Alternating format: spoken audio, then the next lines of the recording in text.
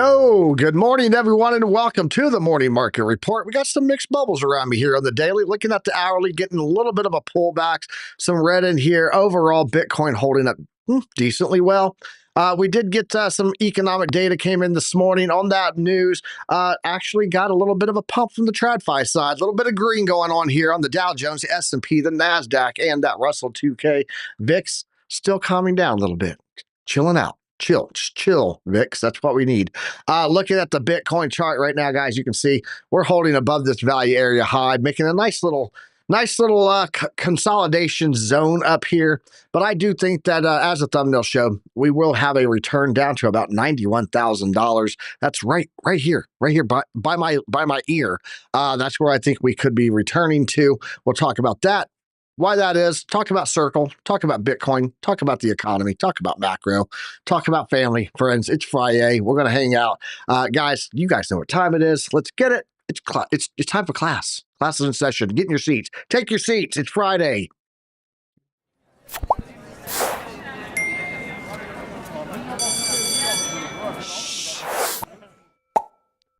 Good morning, everyone, and welcome to the Morning Market Report.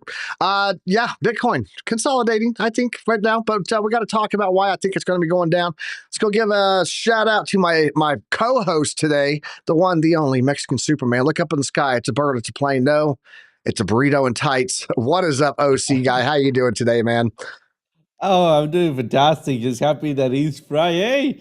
Man, I can't wait to oversleep on Saturday. But other than that, I'm fantastic. I'm pretty happy. I'm pretty pumped. I'm not having my fake coffee today.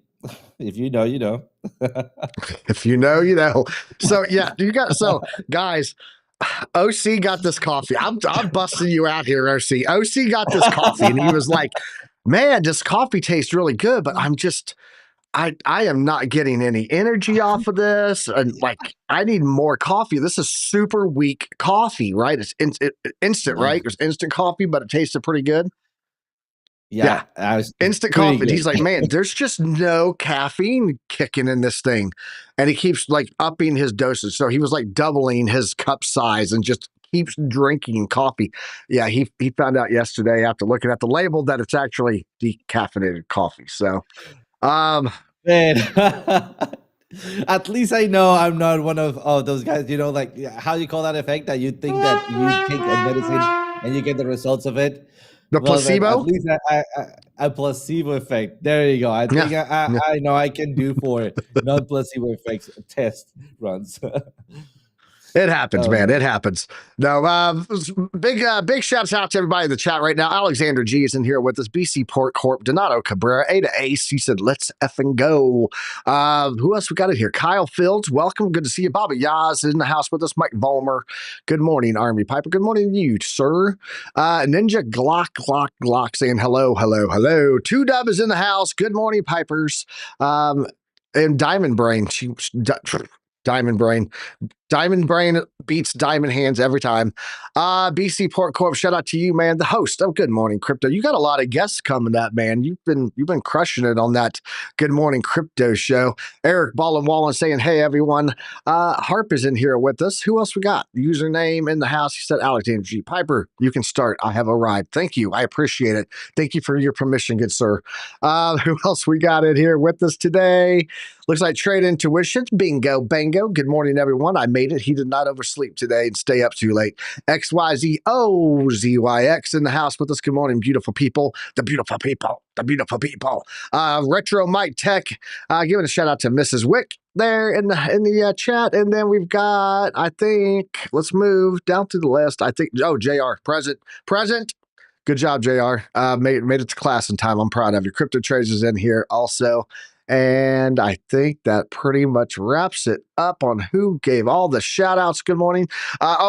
Sorry. Buck was late. He was eating crayons and came in at the last minute to say good morning. So, Crayon Eater, Merly, YouTube, hit the like button. I agree. Hit that, smash the like. JB, what's up? Shout out to you. Steve Hickey, good morning, guys. And I think that's about it. Oh, Crypto Ben and Stroman. All right, and Crypto Billy. Oh, crap. Guys, drop the Billy Goat Tails logo down there. Crypto Billy joined us. All right, let's go get into what we are seeing here. First of all, I need to bring up Piper Academy show so I can watch it here. There we go. Make sure that I'm not having any issues there on this end. But let's go ahead and jump into the news, OC. Yep, Marilyn Manson. I listen to a little bit of everything, Alexander G. I love music in general. So let's go jump into the news. I want to break down what happened with the macro stuff today. We had some economic data reports that came in, and then I want to get into that Bitcoin chart because I got to be honest. I there's a lot of selling pressure talks going on, right?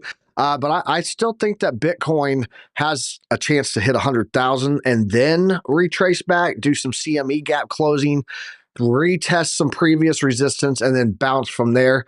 But I am going to be watching what it does when it reaches our golden pocket. You guys don't know what that golden pocket is. I will show it to you, but we're going to get into all of that right now. Let's go ahead and jump over into the news and let's see what they had to say today. See what kind of FUD and fake news they had to throw at us today. So, all right. Taking a look here, guys, at Into the Cryptoverse metrics first thing out the gate. Let's go take a look at the crypto market cap total right now, sitting a little bit over $3 trillion at $3.013 trillion. Previous trend, or the trend average of this, is about 3.73. So we're still about 19.29% undervalued there on the crypto market cap. Wristband on Bitcoin moving up is now at 54.5% wristband. So remember, 70%, that's where we start to take profit again, guys. Looking at Bitcoin dominance, holy smokes, man. Holy cannoli, Batman. With stable coins, guys, Bitcoin dominance is sitting at 63.73%. Without stables, it's closing in on 70. It's at 69.12%. And Bitcoin dominance maintaining itself pretty strong. Let's go look over here, see what we got on fear and greed. Sitting at 67. Bitcoin is greedy. Bitcoin is quite greedy right now, guys. Look, I think we still have a long way to go here, and I think we're going to see fear and greed quite a bit more this year because there's so much market uncertainty. Guys, check this out. Jeff Bezos, what does he know? He's filing to sell up to $5 billion in Amazon stock. So keep that in mind. Keep that in mind. Big whales are selling their stuff again. And then, yeah, we'll get into all of this in a second. Let's go next to the liquidations. In the past 24 hours, we had 74,010 traders liquidated. Total liquidations coming in at $163.45 million. Nothing big there. Just a little number today. But we did have a single Bitcoin trade on Bybit for $2.21 million get liquidated. So there is that. Crypto bubbles got a low. We're turned green on the hourly. Look at that. Bitcoin up 1% on the daily right now, sitting at about $97,200. Ethereum's at $1842, up only 0.02%. And then look on the daily, guys. Beyond Bitcoin, a lot of red. Just slightly in the red, but there is some red here. Dogecoin is up 2.1%. Cardano is up 1.9%. Shout out to you, A to Ace. There you go. Avalanche is up slightly right now. Shiba Inu moved up one slot. Toncoin moved up one slot, taking that number 16 and number 17, while HBAR down 0.5%, slid to number 18, dropping 2 spots there. Hyperliquid and Bitcoin Cash running out that top 20. Let's go look at the stock market again. Dow Jones is up 0.9% right now. Let me refresh this. I just want to make sure that I got the most recent data for you guys. Dow Jones up 0.96%, I should say. Looks like the S&P is up about 1%, and the NASDAQ up 1.13, Russell 2K 1.3, and the VIX down at 22. So still above that 20% threshold, 20-point threshold, but not in that 30 range where it starts to get really weird really fast with the volatility. Let's go look at the bonds. It looks like the 10-year Treasury yield is coming back up, not the direction that the government wants to see right now. Gold. We'll go to gold first because gold is starting to come back up. It's up 1% today at $32.57. Silver is down slightly. Copper, platinum, and palladium all slightly up to the upside, about 1% on average on those. And then let's check out oil, guys. Continuing continuing sell-off. Oil at 58.37, down 1.47% today. I think OC is going to bring up that chart and show you because it looks like it's doing another curve down for another leg of downside move on that oil. And remember, oil is a precursor, to a leading indicator to what happens with the markets. It's a recessionary indicator also, and you start to see that. So non-farm payrolls, let's talk. Non-farm payrolls was at, well, it says 185. Let's be honest here. It was 228. That is a revision right there, guys. It was at 228,000. It got revised this morning down to 185,000. Okay, so pretty big revision from last month's number. Now at a 185, they expected it to be 130, 140. Actually came in at 177. So while, yes, this did come in better than consensus and forecast was expecting, with this revision, if we were to see this again here, guess what this would be at? At about 140,000 jobs. So not putting much faith in these non-farm payrolls, but overall, I do have to say that if you take just the data as it is, take the data as it comes, non-farm payrolls looked pretty decent today. Okay, better than expected. Unemployment did not go up. We are at 4.2 still. Okay, average hourly earnings only fell slightly. And then I don't know why you're sitting there trying to load, because I know you're there. Average hourly earnings year over year came in neutral. They were expecting it to be a little bit higher, came in neutral. Participation rate picked up by 0.1%. People are looking to try to participate in the markets more, maybe because they're worried that one or the other in the family's job is not very secure, right? We talked about how the sentiment is right now. And then factory orders was at 0.5. What was this revised from? Let's look here. It was at 0.6. It got revised down to 0.5. They were expected 4.5 to 4. Came in right in line. Factory orders are up. Okay. Overall, good economic data. What does this mean for the Fed rate cuts then? And this is where you start to get the markets going, where's quantitative easing at? That quantitative easing, by the way, not happening in May. We're now at a 98% chance of no rate cuts at all in May. And let's go check out June now. June, and I told you guys when this thing was at 30, I said, look, this thing is going to go up. Watch. It's up to 56.4% chance. It's now a 56% chance versus a 43% chance that we do not see a rate cut in June. Also, guys, quantitative tightening is still ongoing, and the markets are not going to like that for long. Trust me. Trump calls on the Fed once again. This happened immediately this morning. As soon as this data came out, Trump's admin Mr. President, those numbers, they were pretty good. They're probably not going to cut rates. Jerome Powell is going to say F you. And Trump immediately started calling on the Fed to lower rates after solid April jobs report. Okay, I'm not even going to go into everything that he's saying down there, but I want to talk about this for a second because there's only one reason you cut rates. You cut rates because job numbers are good and inflation is coming down. I don't think that we have evidence right now enough to say that the inflation rate is going to come down and that job markets are going to stay strong when we have not seen the tariff effect on inflation. We've got to wait to do that. And I don't think you're going to see, there's no reason for him to cut immediately because the job numbers are good. He don't need to cut. Job numbers are good. Okay. And he's not going to go ahead and cut until he sees what's going on with inflation. So Trump, you're talking to a wall, man. There's zero reason for him to acknowledge this statement about lowering rates because of the jobs report until he sees all the other data. Let's go over here and jump in and talk about this heat map, guys. I'm watching this top level here. It's coming in at about $99,800. That's going to be that $100,000 target that I'm watching for. Downside, though, look here, starting at about 95, running all the way to about 90. Starting here at about 92 and running all the way down to about 89. There's a hot spot at 91,000 here. And this thing has, let's just go here, 444 million, 741 million, 759 million, 697 million, 691, 732. There's billions of dollars right here at $91,000. Let's jump over. Let's take a look at that chart and let's talk about that level that I'm watching there at $91,000 because it's very significant. If we go in here and we take a look at the BTC one, there you go. That is $91,600 is a CME gap from April 22nd that has not been closed yet.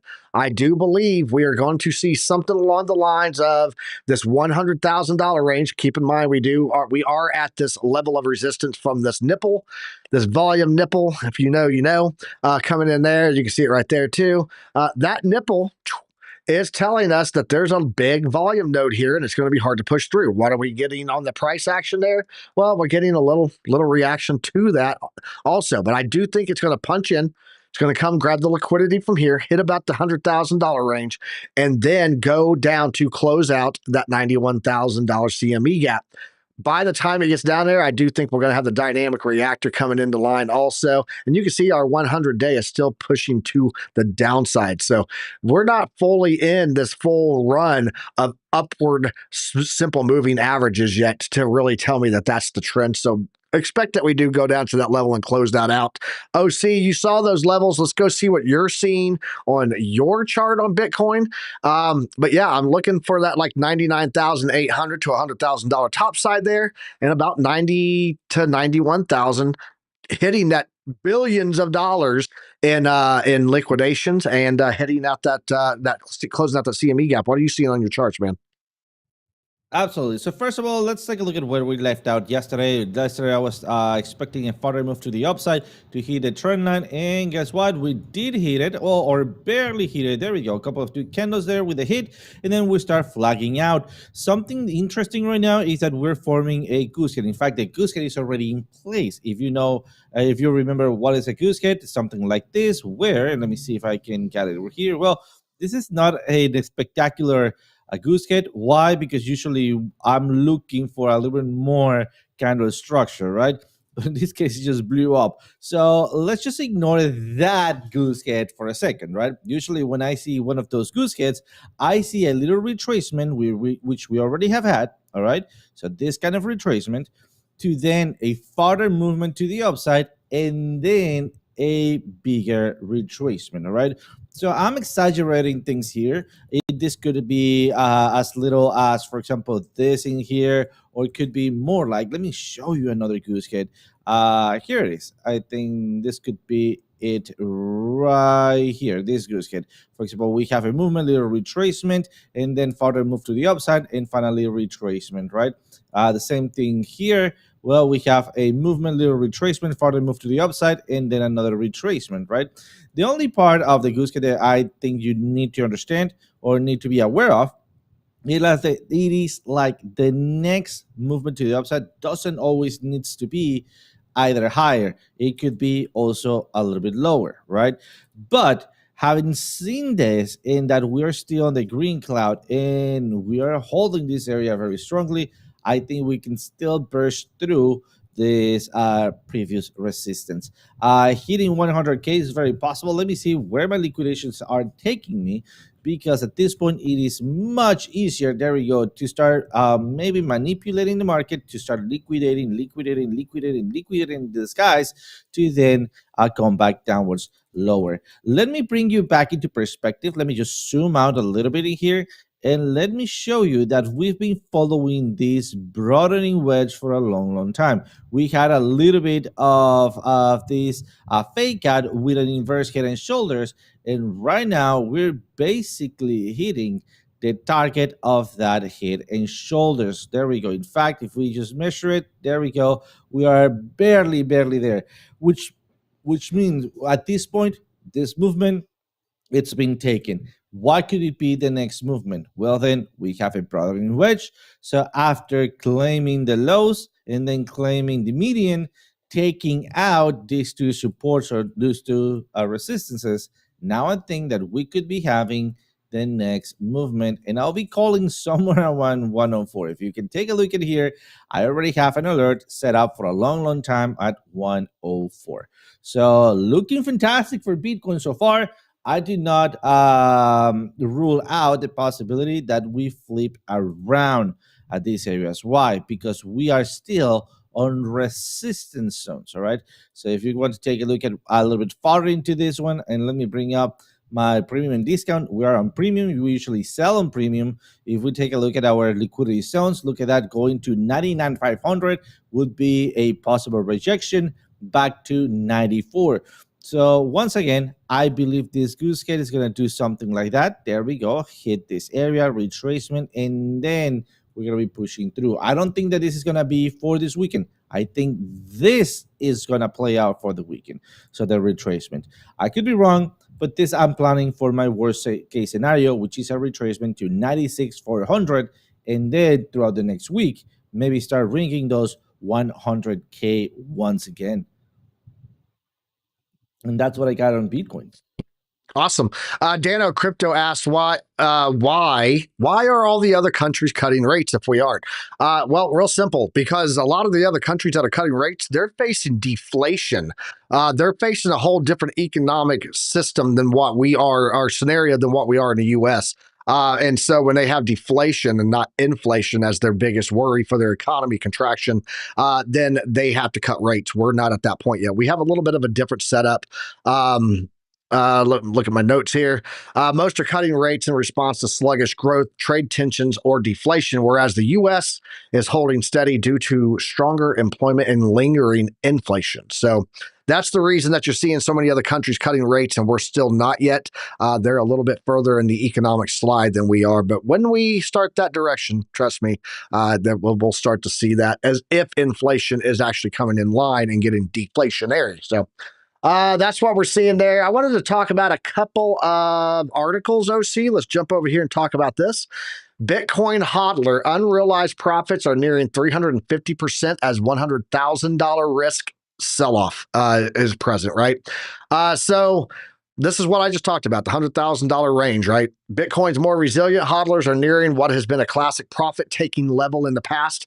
Will they copy history and start to sell their Bitcoin at that $100,000 range? Let's get rid of that banner. Thank you very much. Key points. Bitcoin long-term holders are about to hit a level of unrealized profit, which has traditionally caused them to sell off. These levels coincide with the return of the six-figure Bitcoin price. Bitcoin sell side odds in line for a crucial test. Bitcoin at multi-month highs will tempt an increasing number of hodlers to take profits, including those so-called diamond hands. Don't be diamond hands, be diamond brained. Drop the diamond brains in the chat, guys. Let me know you're here. Let me know you're here. Using a variety of metrics to track investor profitability, Glassnode showed that the aggregate LTH unrealized profit, that's long-term holders, are now nearing 350%, a key historic level. Having established the LTH cohort is expressing a preference to hold on to their supply, we can attempt to quantify the potential price levels required to entice them to sell, to part with their coins, and commence the next wave of profit taking. So reconciling this information with the spot price, the average LTH is expected to hit 350% profit margin at 99.9K. So, are we about to see that happen? We could. Yesterday, I was watching FX Evolution. If you guys don't watch him, you should. He's got a phenomenal show on stock market options calls, stuff like that. There was a dark pool that sold pretty harsh, or put in sell orders pretty harshly yesterday on the S&P. So we could be getting at some levels where there's some sell-off starts to happen. I do think Bitcoin, though, does make a run for that $100,000 range first. And they're saying 99.9K. So maybe a little front ran. If you're putting in that sell order at 100K, you might get front ran and not get hit. So keep that in mind, too. There was another thing that I wanted to show here. This is pretty interesting. This is the predictor. This is the current levels that everyone is calling for in the institutional side for Bitcoin's price target for 2025. Okay.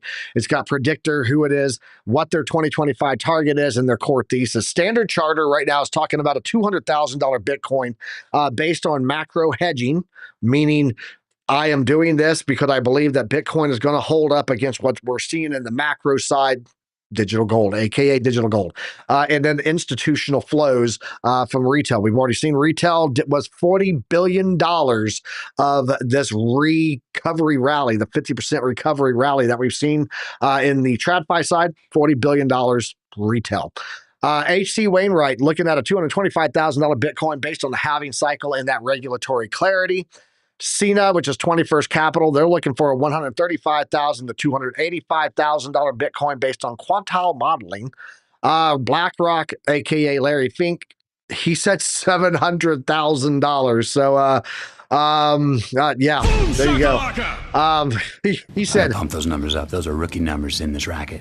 That's what he said. $700,000 based on a 2 to 5% institutional allocation of like 401ks and so on and so forth. Fundstrat, Tom Lee said $250,000, $250,000 Bitcoin due to a liquidity boom. Anthony Popliano said a $250,000 also due to demand shock. I can never say this guy's name right, and I know BC Port Culture will laugh at me, but Shamath, $500,000 monetary escape valve. Again, hey, this is where people are going to flee to. Van Eck, he said $180,000, but he thinks that there's going to be a retrace somewhere in that process too.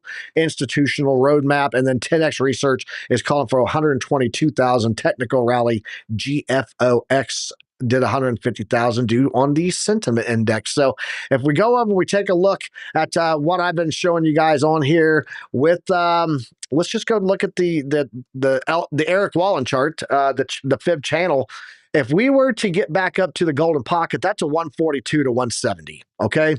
But if we go over here and we bring in what I just showed you guys yesterday, let's get rid of all of the brush marks. Thank you. And let's go grab that folder that calls for market tops. There we go. Nope, not market tops. Fib cycles. There we go. We go take a look at fib cycles, guys. Return to that 1618 again. On my chart, it would be a 168. What I really think we need to see, though, and I've said this to you numerous times, beating a dead horse at this point, we need to retake our golden pocket as support and get a bounce off of it. If we do not get that and we get up into here, anywhere between 113 to 103, and we're rejecting this range, guys, then we are just following suit with what we have seen 75% of the time in Bitcoin history, where it is nothing more than calling the top in that range. This is the only outlier we had there was when we broke it back in 2017. Okay. So if we go and look historically, that's been our top, has been that golden pocket. Our retracement is down to the platinum pocket for the bottoms every single time. And so therefore, until we retake that higher levels there and get our bounce off of that, we have to assume that this is again setting up to be a top, and somewhere down about $42,000 would be the cycle bottom in the crypto winter. So that's what I'm watching closely there on the Bitcoin charts. Let's go ahead, OC, pass it over to you, see what you're looking at on, we got, oil and gold, talk about those things, like maybe a couple of altcoins. And then I got an article I want to go over also talking about Circle. So let's go ahead and kick it over to your chart, bro. Absolutely. So oil not looking that great. I mean, it's been in a downtrend forever. I mean, starting somewhere around January 2025, before also being in a range, before also being in a downtrend. So it's like oil, I don't know how, I would love to say that this is because of the renewable energies, but it is absolutely not. We need to be careful at this point. Let me start drawing a couple of trend lines. The most important one at this point is going to be this one that I just drew.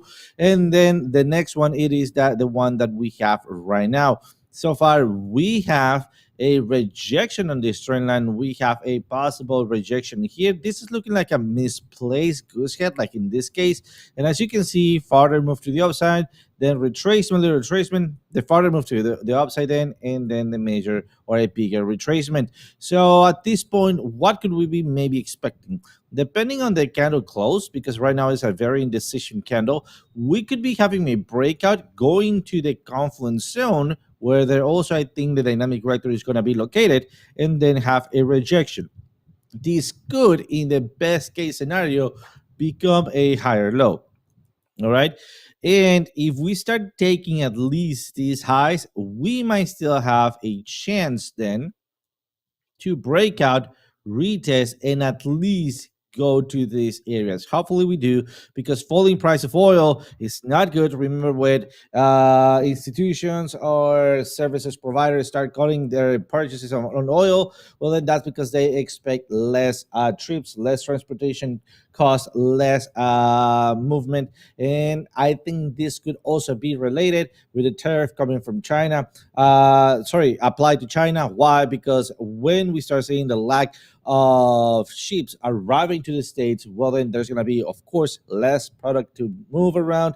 Thus, the oil or fuel is not going to be needed as much. So we need to be careful. Despite this could be for the best case scenario, we also need to analyze for the worst case scenario, which could be a dead cat bounce and then continuation to the downside. Hopefully, we don't get negative prices at this point, but I really doubt it. So far. We also have some other news on oil. So when you get done with Brent there, I want to talk about that because there's some news that could affect that price on oil. So perfect. I think I'm about done. Just a quick reminder here: we are right now on the green cloud, which means we could be having an early flip of the ribbon. I just changed to daily, just so you guys know, right? So that means, and let me clear this up in here. That means that at this point we could be having another retracement, and then I move to previous weekly lows, right? So again, this is daily, and the previous one was the 4 hours, where we have basically the exact same analysis, right? So then that, turn it back to you, Piper. yeah, the one thing I want to talk about on the oil is yesterday, Donald Trump said, alert, all purchases of Iranian oil or petrochemical products must stop now. Any country or person who buys any amount of oil or petrochemicals. I want you guys to listen to the words here because I want to connect two pieces for you. That is called all source data there. And what I'm watching here is all source analysis, should say, from Iran. Anyone who buys that stuff from Iran will be subject to immediate and secondary sanctions. They will not be allowed to do business with the United States of America in any way, shape, or form. Thank you for your attention on this matter. Signed, President Donald J. Trump. Guys, let's go down. Let's go take a look at this thing here and let's talk about this. This is from Kyle Dupes over there at Crypto Banter Plus. He said China's exports just had their worst drop in 15 years, down 10% year over year. Meanwhile, they're buying Iranian oil. Trump's warning, buy Iranian oil, lose U.S. business, and now China's hinting at trade talks with the U.S. Feels like the trade war is creeping back in and it's getting spicy. Guys, again, he said anyone that does it, no business with the U.S. Where does China get most of their oil from? Iran. They buy, well, not most of it. They get most of it from Russia, but they get some from Iran too. Because why? Russia gets it from Iran also. So a little bit of connection there. Could see some more spicy talk there going on in the tariff trade. Let's talk about the global money supply real fast, OC. Liquidity never lies. We've been talking about this. This is the global M2 money supply, and it runs 108 days off of Bitcoin. It is following it right now, and I wanted to point out, if you look at where this tops out currently, it's about 160,000. That chart that I just showed you on Bitcoin, lining up with that pretty decent. So if this does follow it, it's possible it can.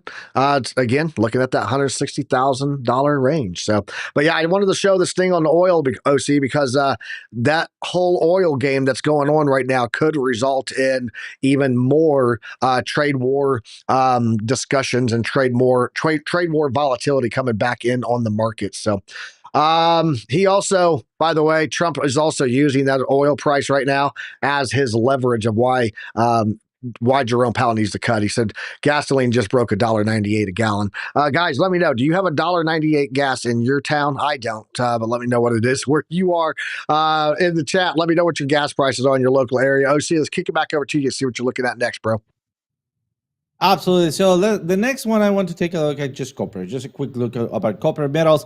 Copper is looking not that bad, but we're still below dynamic reactor. This is putting a higher low at this point, but also we're breaking the previous trend. So basically we had a trend. Right now we had a double top of a range. It's not about a breakout. It's about your retest. So maybe we could be putting here a lower high. So we are on a critical zone at this point. We are on a green cloud, which indicates the next upcoming movement should be bullish. But at the same time, we are against the zero line. So if we break up in here at the top, I think we could be putting a high in here, and maybe we could be having another support area in here that be pushing us to the upside. Hopefully that is what happens.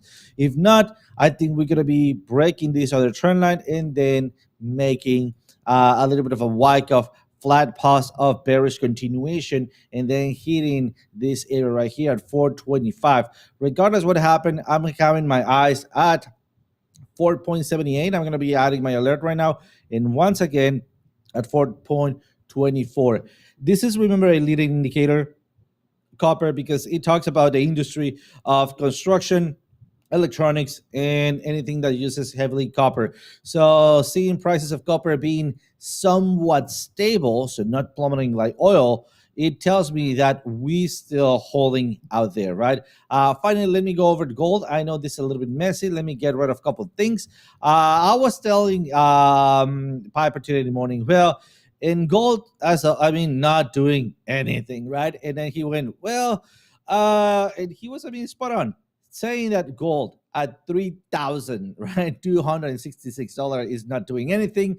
I think it's a little bit of understatement, right? Yeah, absolutely. That's correct. I was just maybe being prey of a little bit of a FOMO. So what happening? I am expecting to have a possible rejection, further moving to the downside on the daily, maybe going lower to 3,500 because we are breaking below the zero line and we're holding below our zero line. So the next thing for the bearish scenario will be losing the dynamic reactor. We need to be aware of that and be careful because so far we are aiming lower here like this. So I know this could be arguably, if we remove that or we count this as a fake out or whatever you want to call it, this could be counted as a bull flag because of the length of the pole, but still we are below the zero line. I want to be above the zero line for it to break above its resistance. And before I throw it back to you, I just want to go over a really quick news about Ripple. Again, it's not like I'm such a fan of Ripple or XRP, but since we're getting into a resistance, in fact, we already have breaking that resistance. We have Ripple move 500 million XRP, valued around 1.5 billion. Speaking fresh, speculation across the crypto space. What is it doing that? Let's go and read a little bit below here. And it is because we're getting to a resistance, right? So by locking once again the 1 billion XRP or the 1 billion XRP getting unlocked, well, then usually you get a sell out opportunity, right? So more XRP in the market, float in the market, it's just like printing more money. There's more of it in the market, therefore the value of it gets dropped, right? So Ripple sent 500 million to an internal wallet and quickly relocked it. Another 200 million XRP, which appears to have already been in Ripple's operational wallet, was also relocked in two separate transactions. These moves help to calm fears of major dump. We were explaining before, keeping the supply of XRP as low as is right now, slightly above because of whatever reminding they did not log back again. But other than that, price of XRP looking stable at this point. Let me just zoom in very quickly.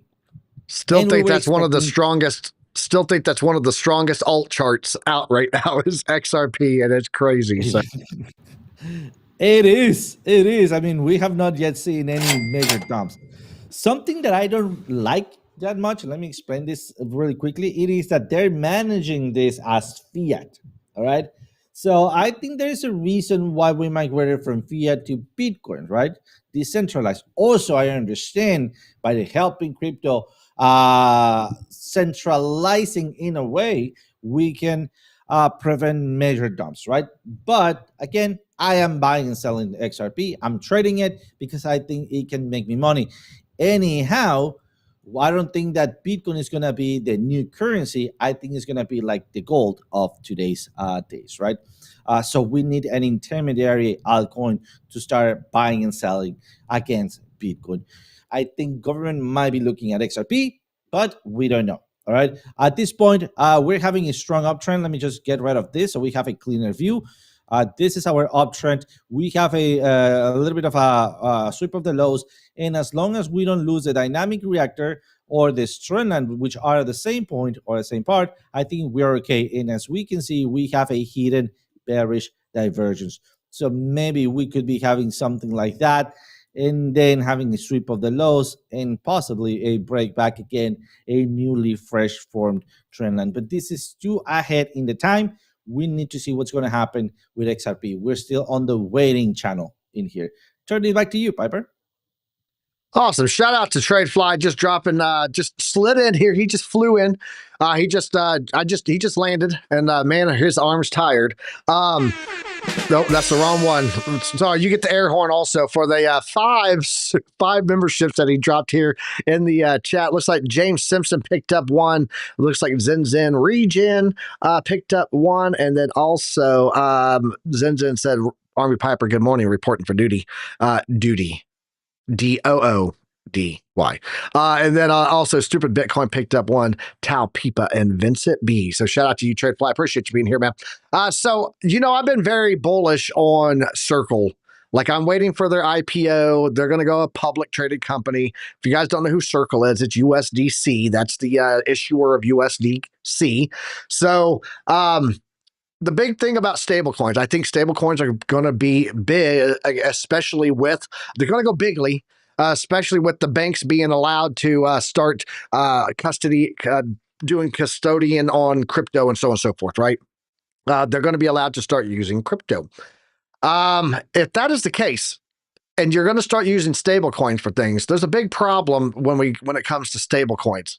OC, if I wanted to buy something from you, you have OC guy clothing, OC guy Mexican clothing, right? And I go, hey, I want this OC guy Superman hoodie, right? And I go, I'm going to buy this thing. It was Tradefly, James. Tradefly did that for you, man. So, appreciate you, Tradefly.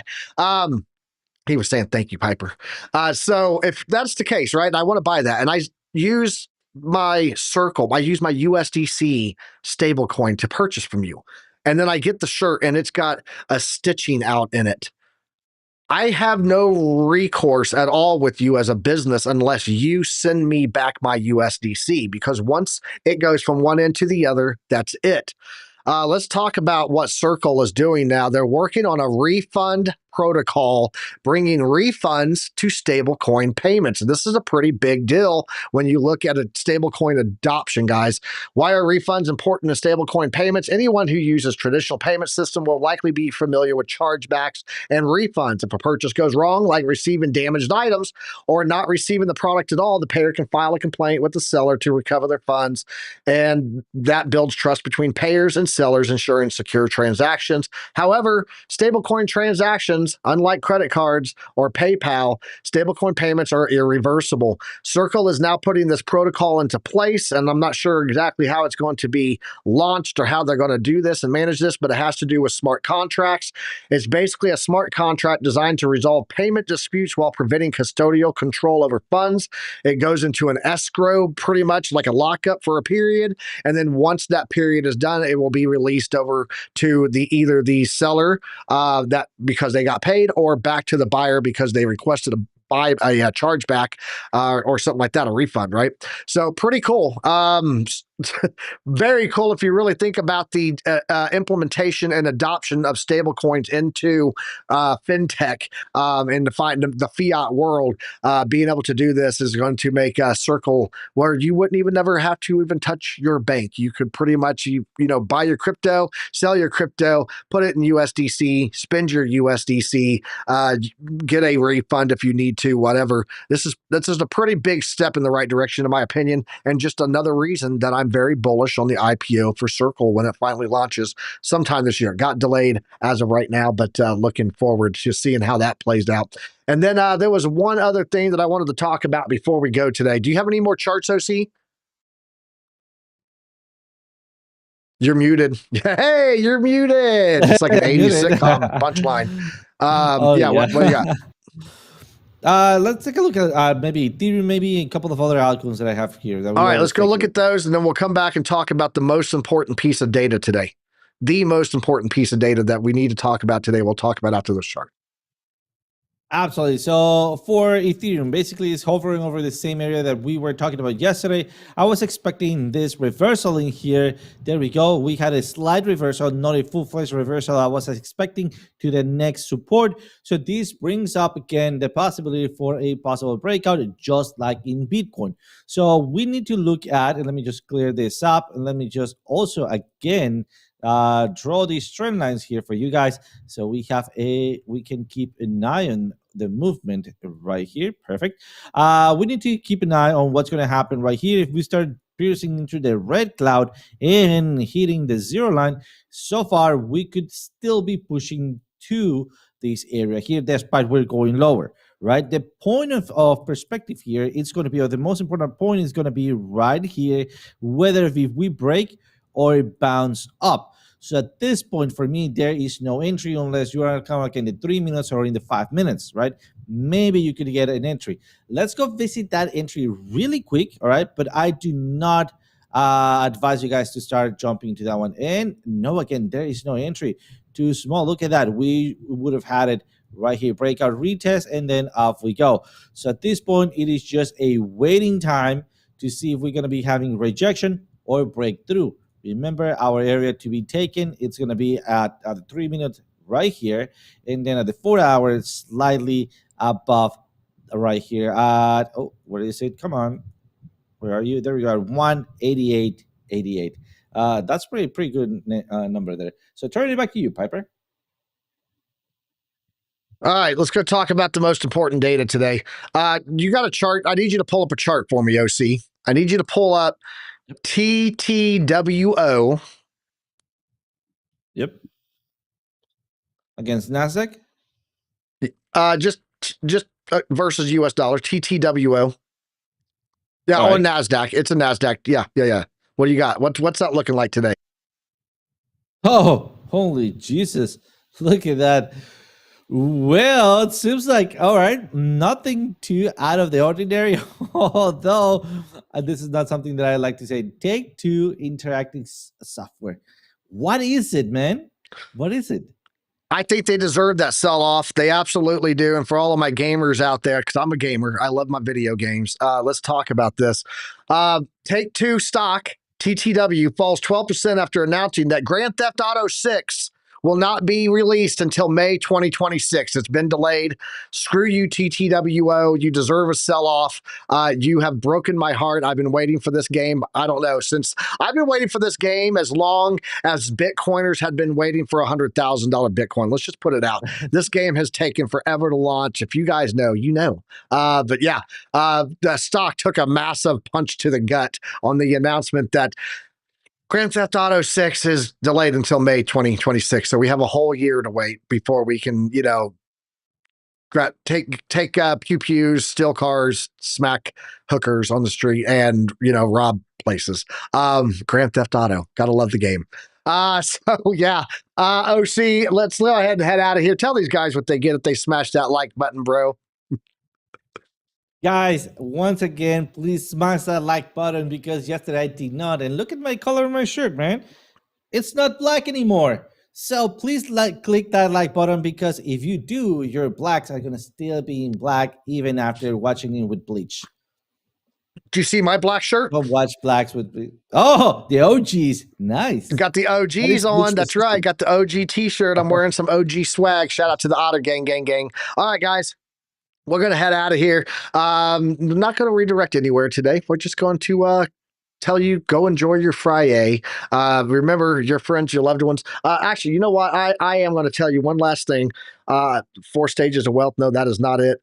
Did I delete that? Oh, I may have deleted it. Okay, anyway, I guess that was it. It was the hard truths that you may not want to know about. One of the things was average age, in America. Average lifespan is 76 years old. That makes 38 years old midlife. That is your middle age. Is if you're 38 years old, you're middle-aged American. So there you go. All right, guys, go spend time with your family and your loved ones. Make everything count this weekend. If you do it well and do it with other people. Doing it well, as LL Cool J would say. But hey, I will catch you guys all back here on Monday morning. Don't forget to tune in tonight to OC Guy, Trade with OC. And then Monday morning, we're going to be back. Actually, Sunday night is LBC with markets after dark for the Asian Open for Monday. Very important show to watch. BC Port Corp will be on Monday morning with Good Morning Crypto. And we'll be back at 10 a.m. Until next time, guys, trade safe. And as always, use a stop loss or some type of risk management. For God's sakes, just be careful. Wrap it. Wrap your trade. All right, guys, later, man. Peace. I don't know what they keep telling me. I don't know what they keep telling me. Ain't no school like Piper Academy. Ain't no school like Piper Academy. We'll keep that front line covered, even when we're dead and gone. We'll find a way to keep going, cause we gon' keep on rolling after wheels fall low. I know you hungry for knowledge, that's profit appetite. Classes in session, this for the Army Piper acolytes. Tradefly, get the soul train ready. What a line from OCI, form a Mexican spaghetti, yo. Crunch crypto with a deep dive to reject dime. And if you like the visual powered by Tar Prime, then you want part of that alumni, that's all spine. But if you have step, fall back to offline. Boom shakalaka! We'll keep that front line covered, even when we're dead and gone. We'll find a way to keep going, cause we gon' keep on rolling out the Those are wheels rookie numbers in the tracket. Rhythm, the ZTS rhythm of Anderson, Alexandra. Yeah, that's my alumni, you know what I mean? You can't handle the truth!